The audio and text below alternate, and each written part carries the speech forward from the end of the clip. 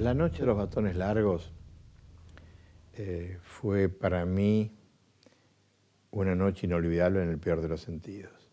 En esa noche, ese atardecer, yo estaba justamente caminando, estaba todo normal, estaba caminando en el hall principal y se abre una puerta y aparece un oficial de policía y se abre otra puerta y aparecen, digamos, una docena de muñequitos que se van poniendo allí en el fondo.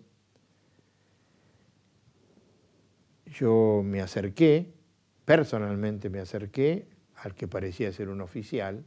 Le dije, buenas tardes, buenas noches, no recuerdo. Soy el arquitecto Méndez Mosquera, vicedecano de la facultad. ¿Qué es lo que pasa? Y nunca voy a olvidar el rostro de este señor, esos bigotes, que me miró, levantó el fusil, gritó, ¡ataquen!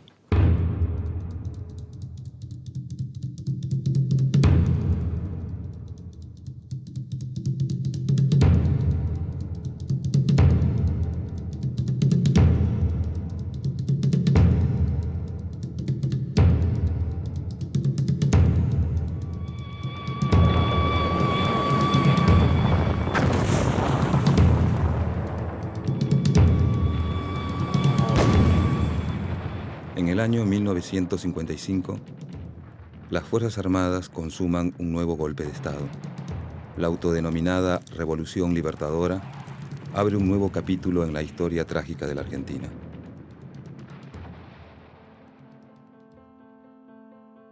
Sin embargo, las universidades inician un proceso de reestructuración en el que se garantizan las consignas de la reforma universitaria de 1918.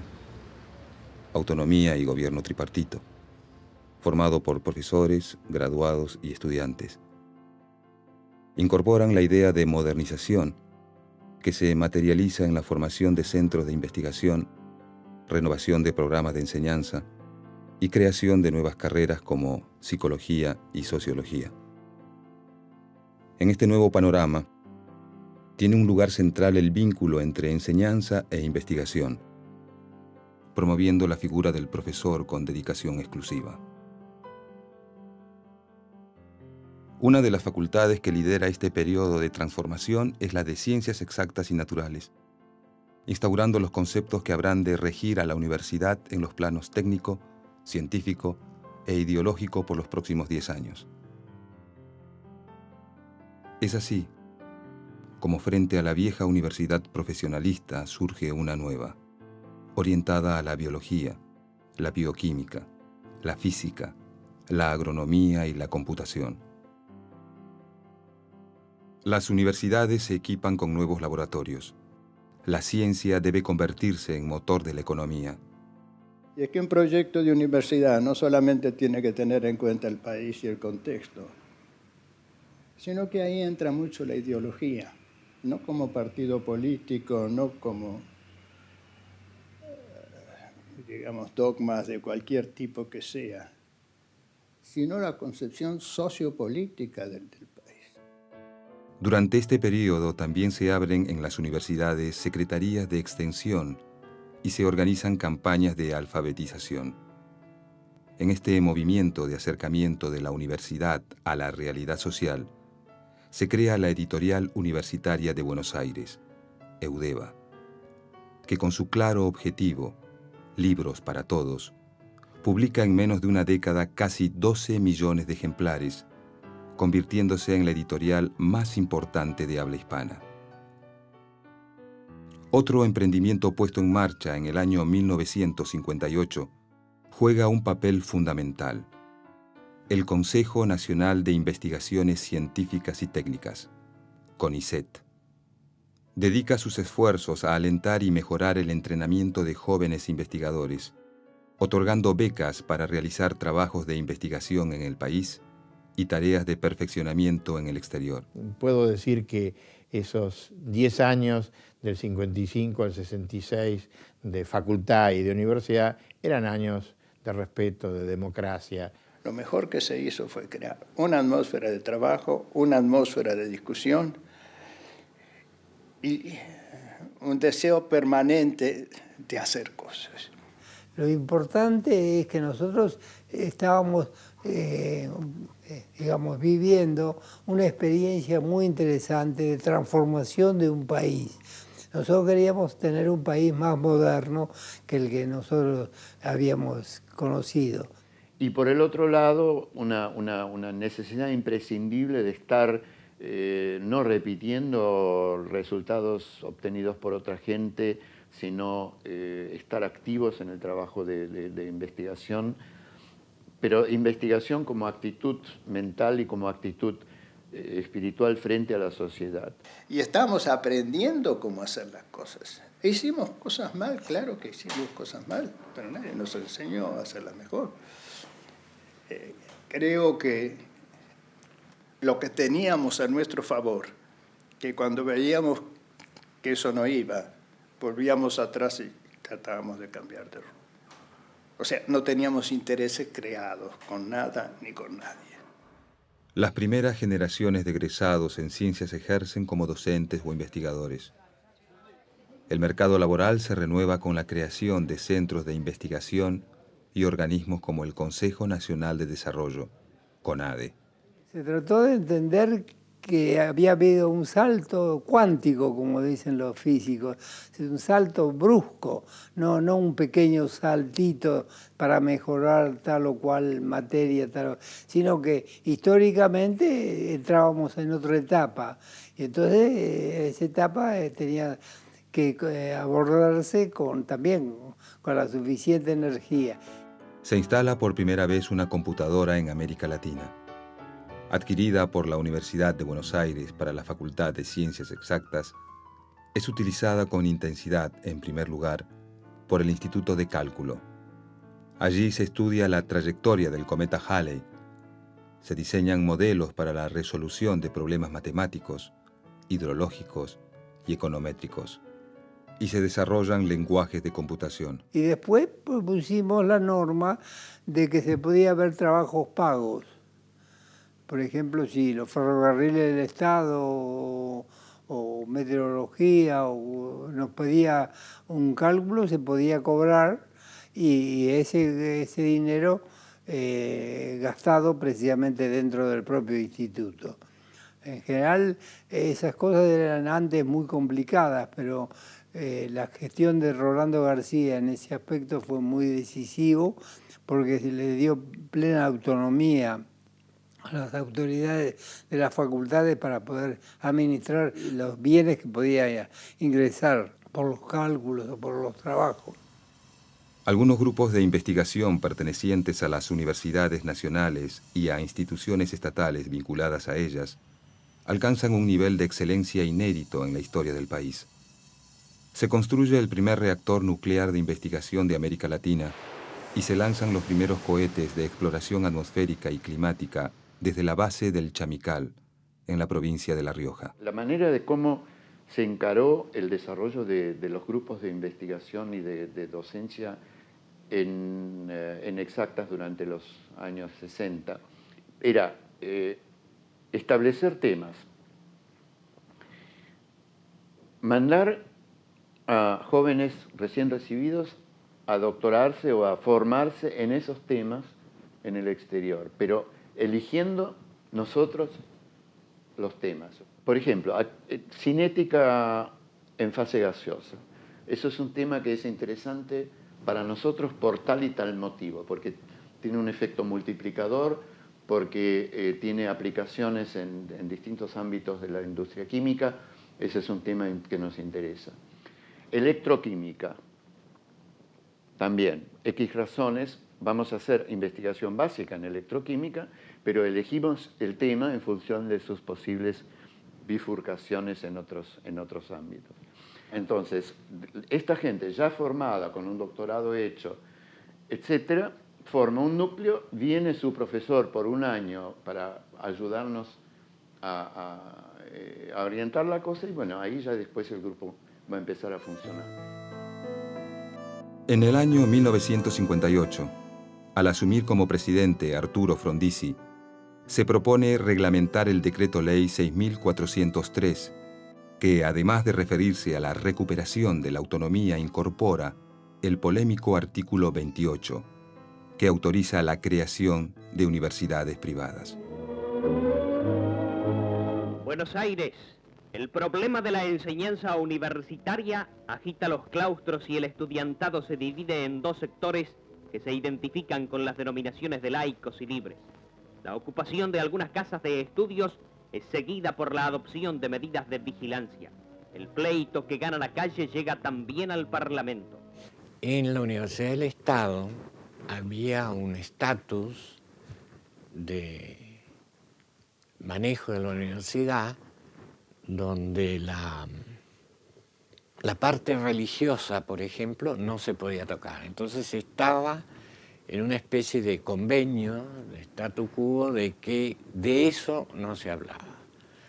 Entonces los grupos católicos, sobre todo, fueron los que impulsaban esa nueva universidad que se supone que iba a ser libre, entre comillas, y católica. Y así empezaron a haber movilizaciones de todo tipo.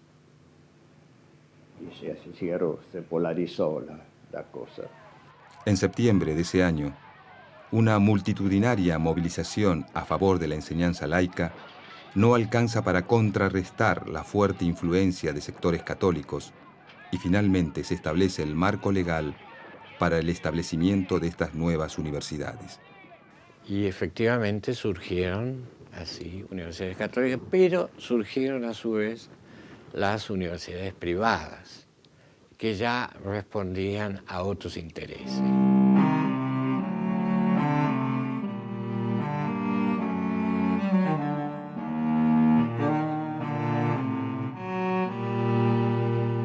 Era una universidad politizada, aunque también, por eso era muy rica, ¿no? Porque era politizada por un lado y muy académica e investigativa por el otro. ¿Para qué la ciencia? ¿Para qué científicos? Simplemente para tener mejores automóviles, mejores casas.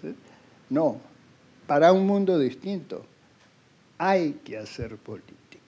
En nuestra facultad estaba muy clara una línea del humanismo, estaba muy clara una línea del reformismo, con toda la tradición del reformismo y toda la ideología del reformismo.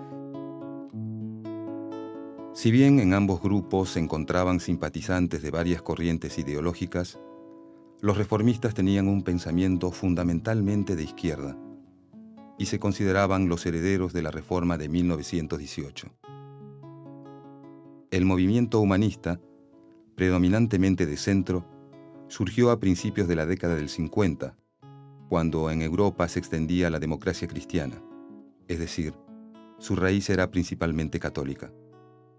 El sector humanista se comportó de una manera que nos hizo aliados en muchos de los proyectos y desarrollos de la universidad, en tanto universidad, independientemente de hablar del contexto de país, del contexto nacional, etc.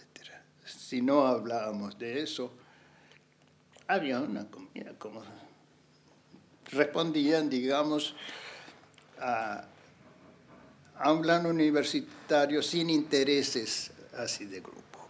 Esos son los humanistas, porque hubo un sector de la Iglesia representado, sobre todo entre los graduados, profundamente reaccionario, profundamente imposible incluso de tener diálogo.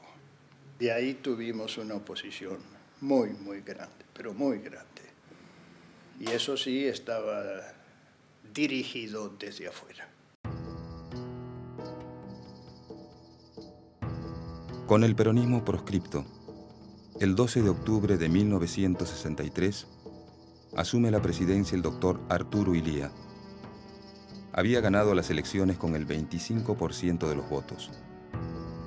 Es otro gobierno civil débil, condicionado desde su origen por fuertes presiones de sectores militares, sindicales y sociales de distinto signo. Illia, a pesar de haber llegado al poder con una cantidad de votos pequeña, continuó en la universidad, por lo menos permitió que la universidad se siguiera desarrollando con mucha calidad, talento, etc. Buenos Aires, recordando sus años mozos cuando era estudiante, el presidente electo doctor Ilía realizó un espontáneo deseo: visitar la Facultad de Ciencias Económicas. Esta es la antigua sede de la de Ciencias Médicas en la que el presidente cursó sus estudios. Quedó en el ambiente la seguridad de que el doctor Ilía se abocará de inmediato a los problemas universitarios.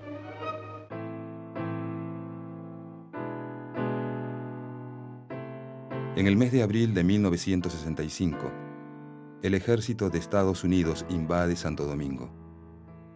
En Buenos Aires, en una marcha de protesta contra ese ataque, muere un joven universitario. Meses más tarde, durante un acto realizado en homenaje al general Roca, un grupo de estudiantes arroja monedas desde la terraza de la Facultad de Ciencias Exactas a los uniformados allí presentes. Estos hechos sentarán un peligroso precedente en la ya tensa relación entre la policía y los universitarios. En ese mismo año, en la Universidad de Buenos Aires, después de una reñida elección en la que participa el doctor Rolando García por el reformismo, el decano de la Facultad de Ingeniería y representante del humanismo, Hilario Fernández Long, se convierte en el nuevo rector. Hilario Fernández Long es la demostración de esa convivencia pacífica, democrática que tenía esa universidad. Entretanto, en el país se está viviendo un momento de indefinición. A 3 años de asumir, desgastado por una fuerte campaña de los medios de prensa y ante la indiferencia de la sociedad en su conjunto, el gobierno de Ilía tiene los días contados. En las últimas horas de la tarde del día 27 de junio, se agravó la tensa situación existente desde tiempo atrás en las Tres Armas, que había dado motivo a varias reuniones de los altos mandos militares y del Poder Ejecutivo. La grave crisis institucional culminó con la separación del doctor Arturo Illia del cargo de presidente de la Nación. Mientras esto ocurría, las tropas fueron ocupando los lugares claves de la ciudad para mantener un orden que en ningún momento fue alterado. Los ministros, que habían sido llamados con urgencia, llegaron a la Casa de Gobierno para realizar una reunión de gabinete, a cuyo final todos presentaron sus renuncias.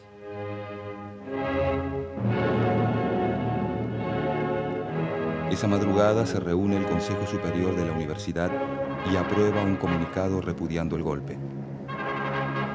En este día aciago, en el que se ha quebrantado en forma total la vigencia de la Constitución, el rector de la Universidad de Buenos Aires hace un llamado a los claustros universitarios en el sentido de que sigan defendiendo, como hasta ahora, la autonomía universitaria, que no reconozcan otro gobierno universitario que el que ellos libremente han elegido y que se comprometan a mantener vivo el espíritu que haga posible el restablecimiento de la democracia.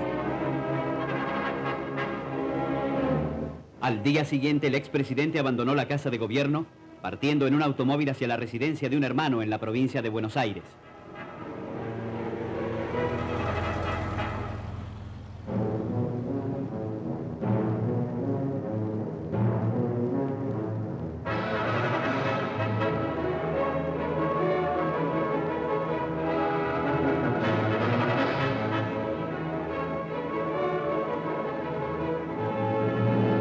Pocas horas después, los 3 comandantes en jefe asumieron la conducción temporaria del gobierno.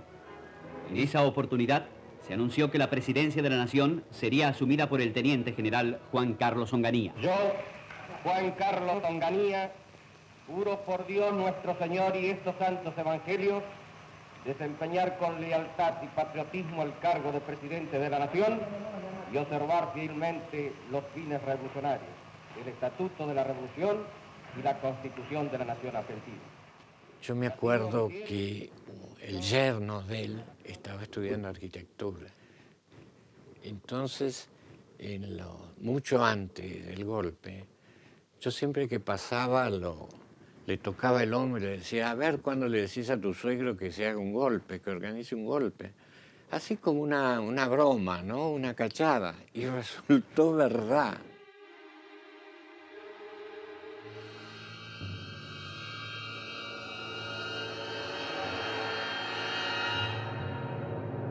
El nuevo régimen, autoproclamado Revolución Argentina, viene a imponer el orden. Como primeras medidas, disuelve el Congreso, destituye a la Corte Suprema de Justicia, interviene en las provincias y prohíbe toda forma de actividad política. Con auténtica expresión del espíritu argentino, se inauguró la 23ª Exposición Internacional de Ganadería, Agricultura e Industria de la Sociedad Rural Argentina, con la presencia del presidente de la República, autoridades nacionales y diplomáticos. El general Onganía arribó a la fiesta en una carroza descubierta tirada por 4 caballos, reanudando así una vieja tradición. En la misma carroza había paseado en 1910 la infanta Isabel. Son los años de la Guerra Fría y de la Revolución Cubana. Para las dictaduras militares que gobiernan Latinoamérica, los enemigos externos se convierten en la amenaza roja dentro de sus fronteras. La universidad permanece como una isla democrática en un país que ya no lo es. Estábamos claramente identificados como foco comunista, petardista, etcétera, etcétera. Nos hicieron esa fama y estábamos claramente. Entonces era el centro que había que destruir. Los únicos 2 entidades dentro del país que sacaron declaraciones públicas condenando el golpe fueron, por razones obvias, la Unión Cívica Radical y la Universidad de Buenos Aires. La verdad, cuando se produjo el golpe, yo diría que casi todos esperábamos, por lo menos yo recuerdo en la Facultad de Filosofía y Letras, que rápidamente se iba a producir la intervención. Decretamos una especie de movilización permanente, tomamos las facultades, nos pasábamos, todavía la Facultad de Exactas estaba en el viejo edificio de la calle Perú, y ocupábamos eso. Y esos 30 días después de entre el golpe y la noche de los bastones largos, y fueron 30 días de temor, desesperación, rumores, agresiones. Entre los objetivos del gobierno de Onganía en lo referente a la política educativa, se destacan la necesidad de neutralizar la infiltración marxista y erradicar la acción del comunismo. El Ministerio de Educación se transforma en Secretaría y pasa a depender del Ministerio del Interior. Carlos María Geli Oves, subsecretario de Educación. Álvaro Alzogaray, representante del régimen ante los Estados Unidos. Y el periodista Mariano Grondona fueron algunos de sus ideólogos. Todos se niegan hoy a dar su testimonio, salvo Roberto Roth, subsecretario legal y técnico del gobierno de Onganía, un crítico de la universidad de los años 60. No hubo ninguna excelencia en esa universidad, al contrario, era un desastre. Suponer que la universidad la vas a arreglar con un tripartito, no tiene sentido. Los estudiantes decidiendo si sus profesores son nombrados o no son nombrados, dónde se va a hacer ciencia, dónde se va a hacer técnica, más los egresados que son nombrados por la unidad básica o el comité o en elecciones subsidiadas por la CIA, como en el caso cuando yo llegué a consejero de egresados. Finalmente, después de un mes, el gobierno de Onganía interviene en la universidad. Prohíbe la actividad política en las facultades y anula el gobierno tripartito. El viernes 29 de julio, mediante el decreto ley 16.912, convierte a rectores y decanos en interventores delegados del secretario de Educación. Tienen 48 horas de plazo para decidir si aceptan o renuncian. Lo convoqué al consejo directivo inmediatamente, dije, esta es la situación, yo no me quedo. El profesor Doji dijo, yo tampoco. Dimos la vuelta a todos los profesores, ninguno aceptó quedarse como delegados del gobierno. Había una resistencia simbólica, es decir, cerramos la puerta porque no queremos este estatuto nuevo. Queremos el estatuto que había salido de la Asamblea Universitaria, donde profesores, graduados y estudiantes habían aprobado un gobierno tripartito. El hijo de un general fue alumno de física de la facultad. Y según el padre, lo pervertimos y lo hicimos comunista en la facultad. Este muchacho oyó a su padre decir por teléfono: a los de la Facultad de Ciencias los sacan a palos y a tiros.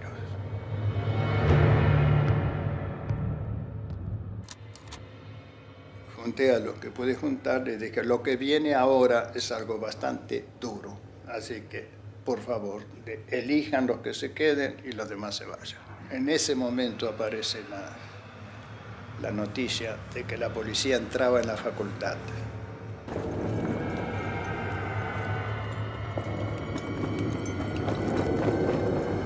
Empezaron a tirar gases, nos llenaron de gases, y cuando ya no podíamos respirar, salimos, estaba la policía desplegada ahí con un oficial. Y yo fui directamente al oficial. Le digo: ¿por qué han entrado ustedes aquí? De acuerdo con este gobierno, yo sigo siendo decano de acá. Y había un tipo bastante más corpulento que yo al lado de él, con uniforme. Hijo de puta. Y pegó un palazo en la cabeza, me tiró al suelo. Me levanté otra vez y volví a repetir lo mismo, la misma expresión, el mismo palazo, contra la pared. Y ahí vinieron comunistas, judíos, hijos de puta. Después hicieron una doble fila y nos hicieron pasar por la doble fila. Y a medida que pasábamos de los dos lados, los golpes de bastón.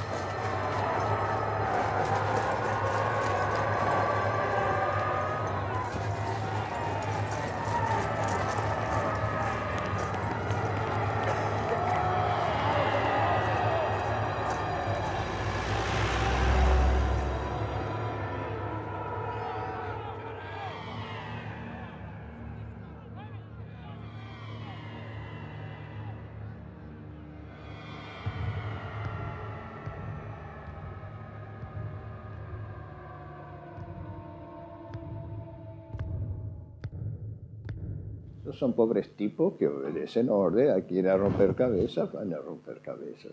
Bueno, la orden fue muy violenta en el sentido que con palos nos pegaban, pero pegaban muy bien, como para que no hubiera muertos, digamos. Había heridos, algunos profesores y otros, había algunas mujeres, eso fue lo que más me chocó. Y yo ya estaba tan caliente que salí y me puse a insultarlo, ¿no? A grito pelado, porque veía cómo le estaban pegando a los muchachos, era realmente vergonzoso. Llegué acá, a esta casa, llorando. Que hacía, desde chico creo que no lloraba, ¿no? Pero llegué llorando. Mi madre estaba enojada conmigo porque era el día de su cumpleaños y no la había llamado en todo el día. Y entonces le conté lo que había pasado. Y ahí yo creo que ella también lloró.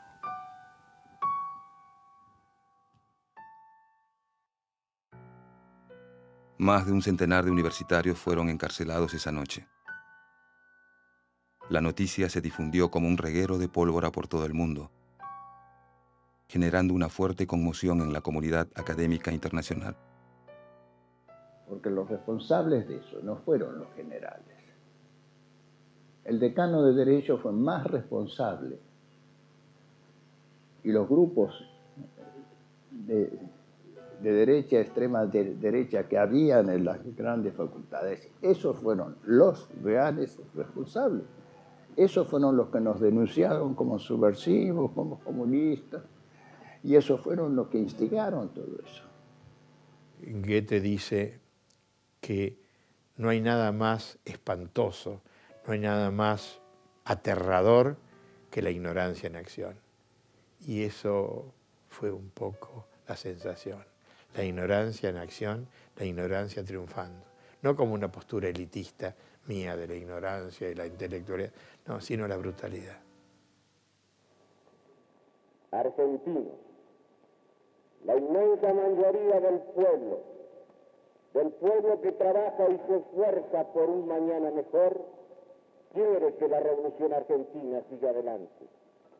Las Fuerzas Armadas se encuentran hoy más que nunca unidas al servicio de los objetivos señalados el 28 de junio de 1966. Es un personaje de esos que por suerte van desapareciendo, aunque no entiende lo que es la realidad, el mundo, que es sectarista. No tenía la menor idea de lo que era la universidad, no tenía la menor idea de lo que era la ciencia, entonces no podía comprender absolutamente este asunto no digamos de un gobierno tripartito, pero tampoco de que la opinión de gente tan joven pudiera tener tanto peso cuando jerárquicamente estaban muy acostumbrados a que el general siempre tenía razón respecto al coronel, el coronel respecto al mayor, etc. Una cosa de estructura mental.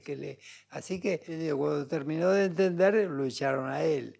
Sus ideólogos lo convencieron de que había que intervenir la universidad. La universidad era digamos, el nudo que tenía que cortar Onganía para tener un poder en las ideologías. En definitiva, se echaron, qué barbaridad, fue una echada más. Había venido el peronismo, había echado a todo el antiperonismo. Volvió el antiperonismo, echaron a todos los peronistas. Vino la revolución de Onganía, bueno, se echaron unos cuantos. Cuando nos echaron, hicieron lo que suelen hacer, poner panfletos subversivos en el escritorio de uno. Pero no sé si se acuerdan, ahí en la calle Perú estaba la puerta de entrada de la Facultad de Ciencias y al lado la de Arquitectura, y estaba el decano de Arquitectura. Se equivocaron de puerta y pusieron todos los panfletos en el escritorio del decano de Arquitectura y le llenaron de panfletos subversivos. Como consecuencia de la brutal intervención, renunciaron aproximadamente 1.300 autoridades y docentes de la Universidad de Buenos Aires. Los índices más altos se dieron en 3 facultades. En arquitectura, las dimisiones representaron el 48%. En filosofía y letras fueron del 51%. Mientras que en ciencias exactas, el porcentaje de renuncias ascendió a casi el 80% del total del cuerpo docente.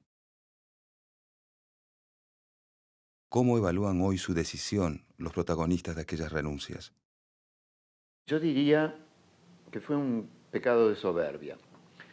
Es decir, nosotros de alguna forma dijimos, bueno, vamos a armar tal revuelo acá que el gobierno va a tener que dar marcha atrás en la intervención. Lo cual era un razonamiento completamente infantil. Porque quizás hubiera sido más sensato quedarse. Porque era dejarles abierta la puerta. Mi razón, no sé cuántos la comparten. Yo no acepto el sometimiento a la fuerza. A ir otra vez y a mi cátedra y calladito y no hablar. Eso es un sometimiento. Yo creo que esos episodios históricos hay que ser muy contundentes. Hay que hacer la denuncia pública. A cualquier costo, hacer la denuncia pública. Y yo volvería a hacer exactamente lo que dice si se repite la cosa. Finalmente es designado como interventor el doctor Luis Botet, quien al asumir anuncia que el principio de autoridad establecido en todos los órdenes del país regirá también para la educación. Se propone controlar la universidad mediante la aprobación de sus estatutos, designación de autoridades y prohibición de toda expresión política. En caso de que se produzcan desórdenes en las casas de estudio, las fuerzas policiales quedan autorizadas para intervenir. Se inicia para la universidad un periodo caracterizado por la disgregación, la decadencia y la destrucción de equipos de trabajo y centros de investigación. En ciencias exactas se desmantelan valiosos laboratorios, entre otros los que trabajan para la industrialización de la pesca atlántica, sobre el control de granizo y producción de lluvia artificial en Mendoza y en la explotación racional del bosque chaqueño. Además, se suspenden los programas de cálculo para YPF, gas del Estado y agua y energía. La universidad no recuperará su autonomía por los próximos 18 años. Así que hubo como dos estrategias, ¿no? La estrategia de que el que quería seguir afuera y seguir con las cosas, y el que decía, no, hay que quedarse porque esto es más una cosa política general, es mucho más importante que la realización personal.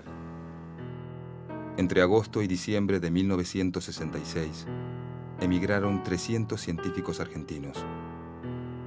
En la Facultad de Ciencias Exactas, más de la mitad de los renunciantes continuaron sus investigaciones fuera del país, fundamentalmente en Chile, Perú y Venezuela.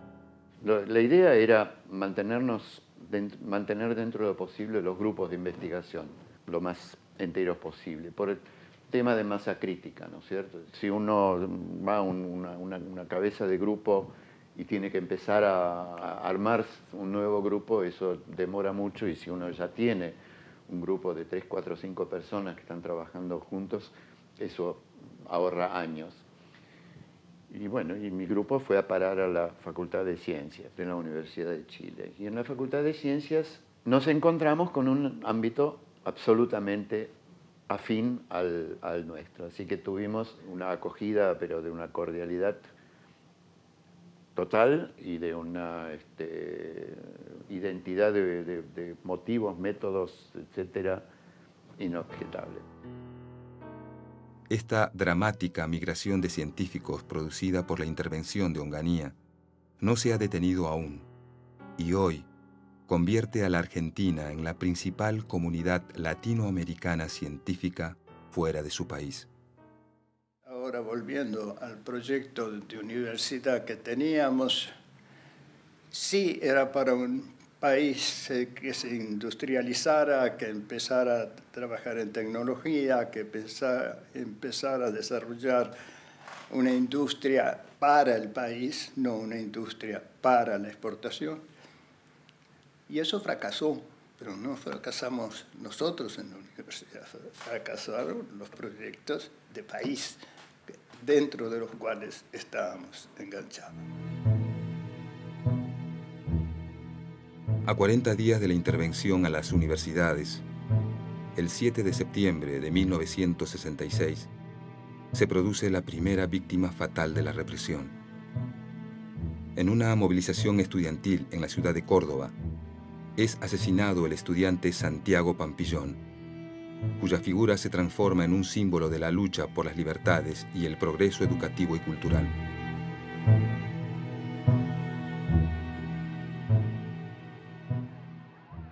Los estudiantes, padeciendo en carne propia la violencia de la represión, se acercan entonces a los obreros. El 29 de mayo de 1969, la ciudad de Córdoba estalla con furia en el movimiento popular más significativo de esa década, el Cordobazo.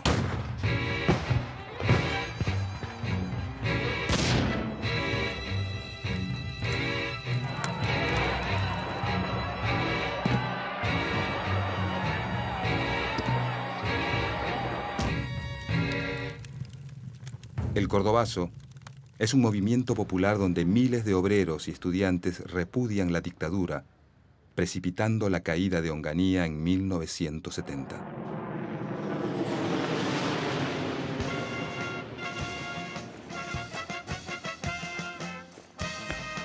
Sin embargo, las Fuerzas Armadas se mantienen en el poder.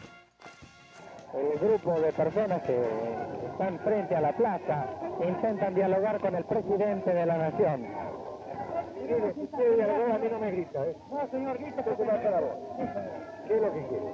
Queremos imparcialidad política en la provincia. Se lo ha transmitido el ministro del Interior.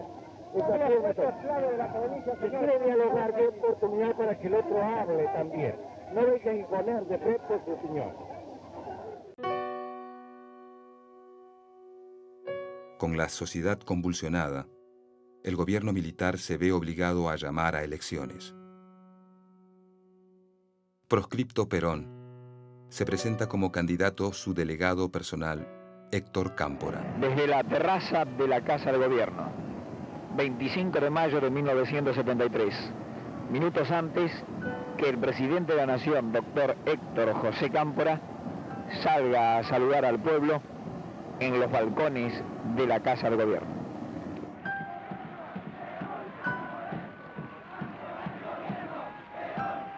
Se inicia un nuevo periodo democrático signado esta vez por la fuerte participación política de la juventud.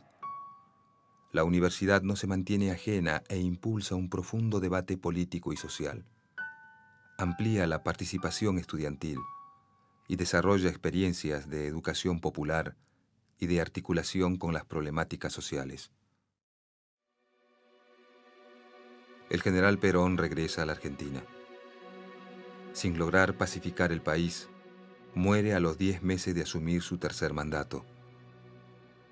Lo sucede formalmente su mujer y vicepresidente, aunque el poder lo ejerce José López Rega, ministro de Bienestar Social y fundador de la AAA, una organización que asesina a cientos de activistas.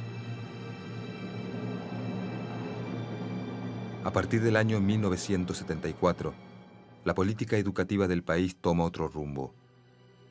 Comienzan las persecuciones, las listas negras y las cesantías, anticipando de esta manera los años de terror que se avecinan.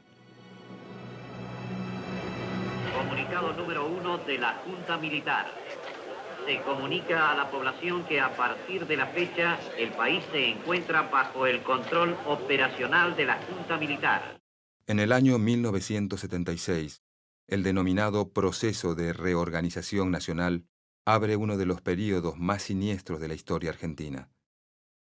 Guiados por la doctrina de la seguridad nacional y siguiendo los dictámenes de Washington, la Junta Militar de Videla, Macera y Agosti inicia una devastadora reestructuración neoliberal de la economía. Se abre, señores, un nuevo capítulo en la historia económica argentina. Hemos dado vuelta una hoja del intervencionismo estatizante y agobiante de la actividad económica para dar paso a la liberación de las fuerzas productivas. Invocando valores occidentales y cristianos, instauran una política represiva con el fin de aniquilar el movimiento popular y cualquier manifestación de resistencia a este plan. El terrorismo de Estado impuesto durante estos 7 años practica la censura, provoca miles de exiliados, instala centros clandestinos de detención, implementa las más salvajes torturas y tiene su expresión más brutal en el robo de niños y la desaparición de 30.000 personas. Funcional a este plan, desde el Ministerio de Educación, se proponen erradicar, una vez más, la infiltración subversiva de las instituciones educativas. Se nombra, como interventor de la Universidad de Buenos Aires, a un capitán de navío, borrando definitivamente toda huella de participación, pensamiento crítico y desarrollo de propuestas alternativas. La universidad es atacada con un salvajismo ni siquiera imaginado aquella noche de los bastones largos. Ese 29 de julio de 1966 adquiere hoy, a la luz de la historia, el valor de un símbolo. El símbolo es punto de partida de la destrucción de una universidad por las características que estaba asumiendo esa universidad.